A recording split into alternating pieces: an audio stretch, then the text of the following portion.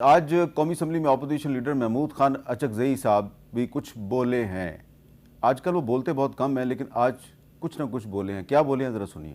हमारा खिताब बदतरीन हमले के अंदर है, जबकि हमारे तमाम हमसायों से हालात खराब हैं। पार्लियामेंट को इत्मीनान में लें। अगर हम ऐसे आंखें बंद करेंगे जनाब स्पीकर, हमारी बारी आएगी। इजराइल तमाम उन इलाकों पे कब्जा करना चाहता है, बशमूल मदीना मुनव्वरा, उस पे वो लगा हुआ है और हम ख्वाब खरगोश में पड़े हुए हैं। खुदा न करे कल तारीख हमको मलामत करे। तो आप अचकज़ई साहब की बात से इख्तलाफ भी कर सकते हैं, लेकिन वो जो मदीना मुनव्वरा का नाम ले रहे हैं, शायद वो जो ग्रेटर इजराइल का नक्शा है, उस नक्शे में कुछ इलाके सऊदी अरब के भी शामिल हैं, उनका इशारा उस तरफ है।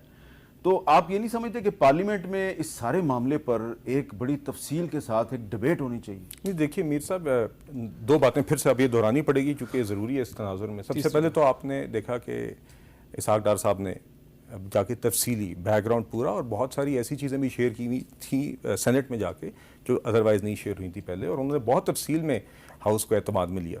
दूसरी बात देखिए, मकसद ही ये था। अब ये अचकज़ई साहब, मुझे ज़्यादती है माजरत के साथ, अब अचकज़ई साहब एक सीनियर पार्लियामेंटेरियन है और मैं अचकज़ई साहब के साथ भी हमदर्दी है मुझे। अच्छा, क्योंकि वो फंस गए हैं इनके साथ। अचकज़ई साहब इनके साथ ना होते तो मुझे पता उस ब्रीफिंग में इसलिए आजकल कम कम बोलते हैं। नहीं, देखिए यही, अब अलीमा खान अगर ट्रम्प करेगी हर चीज को तो फिर अचकज़ई साहब तो फंस गए। मेरा ख्याल है कि इनके अंदर, इनकी जमात के अंदर ऐसे लोग हैं जो समझते हैं कि हमें इन फोरम्स पे जाना चाहिए जब प्राइम मिनिस्टर बुलाता है, मगर अलीमा खान साहिबा और इनकी बाकी जमात का एक हिस्सा है उनको रोक देता है, और नुकसान इनका है और इज्तिमाई है। मैं आपको सच्ची बात बताऊं, आई वुड हैव प्रेफर्ड कि जाफर एक्सप्रेस हमले के दौरान ये मौजूद होते, जो बातें टॉक शोज पे आके करते, वही मकसद था कि आप वहां पर करें, बहस करें, अपना मौका पेश करें। हम दीगर और इश्यूज के ऊपर जब सीएम केपी और लोग आते हैं, अपना मौका पेश करते हैं, तो बड़ी संजीदगी से बातचीत होती है और आगे एक कलेक्टिव एक कंसेंसस फॉर्म करने की कोशिश की जाती है। आप नहीं आए। अचकज़ई साहब जब जो ये बात कर रहे हैं, मकसद ही उस दिन प्राइम मिनिस्टर हाउस में बुलाने का ये था कि 20, 25, 30 लोगों के अंदर एक ब्रीफिंग भी हो और वहां पे सवाल जवाब भी हो, और इन कैमरा आपके जो खदशात हैं, जो आपके सवालात हैं, वो आप पेश करते और एक संजीदा तरीके से गुफ्तगू होती, मगर आपने उसमें नहीं हिस्सा लिया। डार साहब की बात के बाद भी असेंबली में चलता रहा मामला आगे, और दीगर लोगों ने इस डिबेट में मेरी खबर के मुताबिक, और मैंने खुद भी देखा, लोग इस पर अपने व्यूज पेश करते रहे।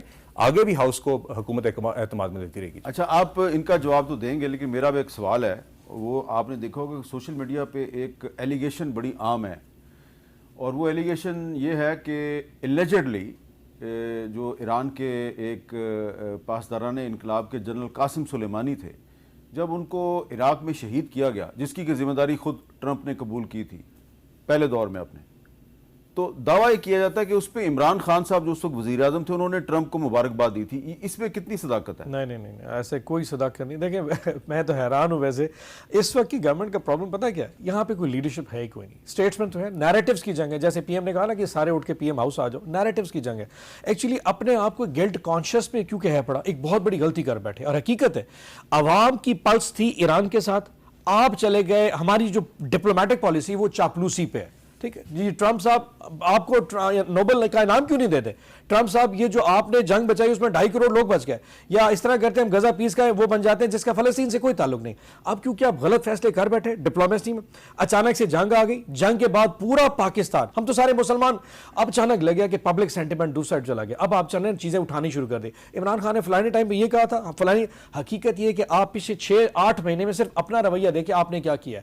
आज की इशू जो अचकज़ई साहब की स्टेटमेंट ठीक है, ये ग्रेटर इजराइल का प्लान सारी दुनिया को पता है, एक शहबाज शरीफ को पता नहीं होगा, because he does not understand. उनको तो सिर्फ यहां पे एक वो चेहरे पे। वैसे ग्रेटर इजराइल की पाकिस्तान जो है वो ऑफिशियली मजम्मत भी कर चुका है। ये मजम्मत की जो फॉरेन ऑफिस की जो डॉक्यूमेंट्स है ना, इससे किसी को मैटर नहीं करता। ये तो ऐसे ही कि मैं मजम्मत करता रहूंगा और तुम लोगों ने बस इस पे कुछ नहीं कहना।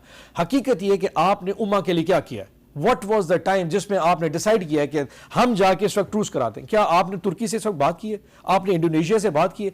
कोई OIC का इजलास बुलाया?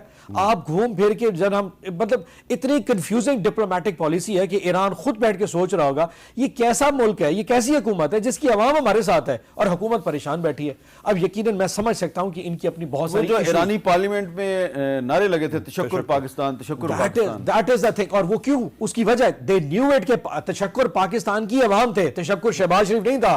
तशक्कुर इस्लामाबाद की हुकूमत नहीं थी, तशक्कुर पाकिस्तान जिसमें मैं, आप और इवन के Bilal Kiani not as federal minister आते हैं, वो तशक्कुर पाकिस्तान है। वो तो आज भी शुक्रिया अदा करते हैं। हम इस वक्त ईरानी एम्बेसडर के पास पूरा अपोजिशन की जब गए थे, उसने दिल से कहा था, उसने कहा जितनी मोहब्बत हमें इस मुल्क से मिली शायद ही कहीं मिलती हो, and I am so thankful to it. वो तो आज भी कह रहा है। लेकिन क्या हमने उन हजारों लोगों को बचाने की कुछ किया? और ये बता दूं, अच्छा सही जो बार बार कह रहे हैं वो हकीकत है।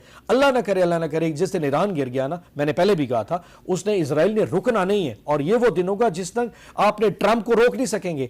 अगर सऊदिया को रोक बचा नहीं सका ना अमेरिकी आके, ट्रंप नहीं बचा सका, जिसकी अरबों खरबों की इन्वेस्टमेंट है अमेरिका के अंदर। अच्छा, हम जैसे गरीबों का उसने क्या कर रहा है? एक अपनी राय है, लेकिन मुझे भी कुछ पता है। आप कह रहे हैं कि अगर इजराइल को ईरान ने गिरा दिया, ईरान ने अगर इजराइल ने ईरान को गिरा दिया तो फिर उसको कोई रोक नहीं सकेगा। पाकिस्तान में तो कुछ लोग इंतजार कर रहे हैं कि इजराइल जरा इधर आए तो सही। अच्छा, आपका क्या ख्याल है कि उसके लिए बड़ा आसान है पाकिस्तान?